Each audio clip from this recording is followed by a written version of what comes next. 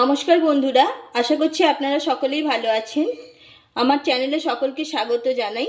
আজকে আপনাদের সঙ্গে শেয়ার করছি লোটে মাছের ঝাল।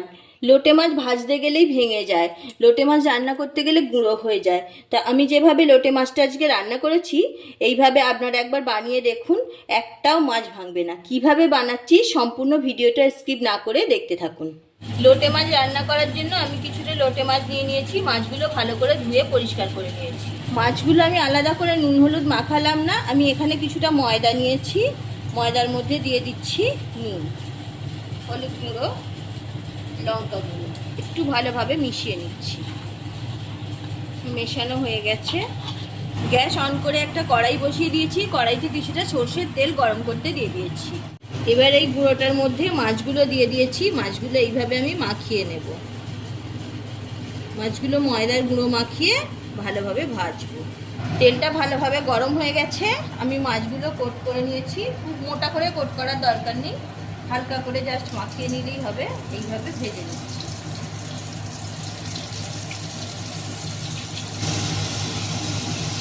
মাছগুলো এক পিঠ ভাজা হয়ে গেছে। এবার উল্টে দিচ্ছি। খুব হালকা হাতে করতে হবে। মাছগুলো দেখুন সুন্দরভাবে ভাজা হয়ে গেছে। আমি তুলে নিচ্ছি।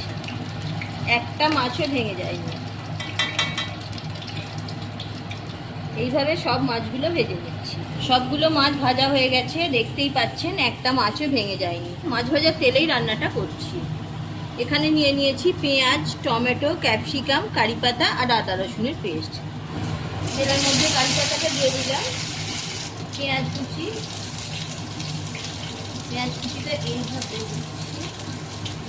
এবার একটু নাড়াচাড়া করে ভেজে নেব পেঁয়াজটা।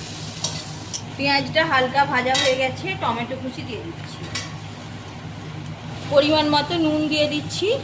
নুনটা দিলে পেঁয়াজ টমেটো তাড়াতাড়ি নরম হয়ে যাবে, ভাজাটাও খুব ভালো হবে। পেঁয়াজ আর টমেটোটা অনেকটা ভাজা হয়ে গেছে। এবার ক্যাপসিকাম দিয়ে দিচ্ছি। ক্যাপসিকামটা পেঁয়াজের সাথে আর একটু ভেজে নেব।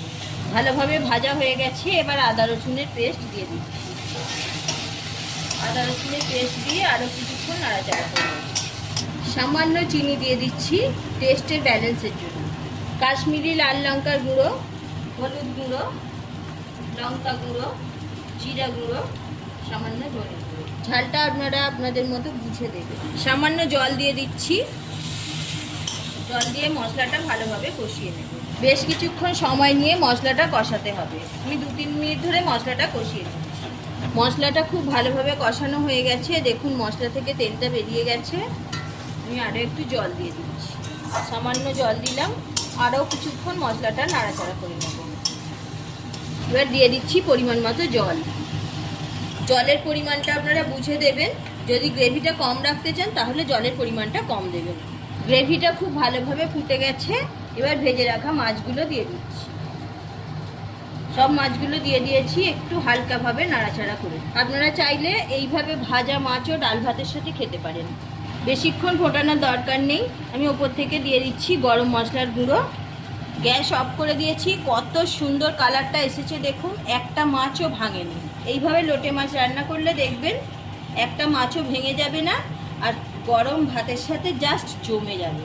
আমি গরম মশলা গুঁড়ো দিয়েছি। 2 মিনিট ঢাকনা দিয়ে রেখে দিচ্ছি। লোটে মাছ রান্না হয়ে গেল।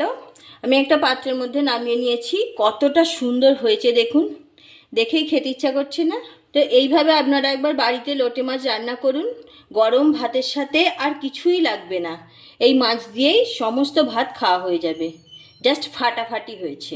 রেসিপি ভালো লাগলে লাইক দিতে ভুলবেন না। চ্যানেলটি সাবস্ক্রাইব করে পাশে থাকুন। পাশে থাকা বেল আইকন প্রেস করুন। আজ এই পর্যন্ত।